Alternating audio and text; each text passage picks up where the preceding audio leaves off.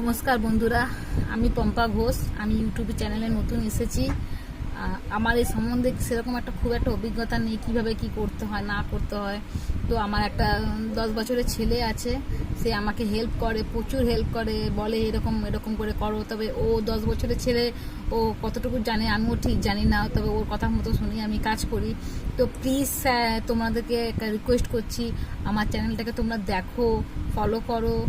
আর যদি আমার কিছু ভুল ত্রুটি হয়ে থাকে, যদি মনে হয় যে না আমার এটা এরকম না, এরকম করলে ভালো হয়, তো প্লিজ আমাকে কমেন্ট করে জানাও, যাতে আমি আরও ভালোভাবে এগাতে পারি, আমার যাতে একটুখানি এই সম্বন্ধে অভিজ্ঞতা হয়।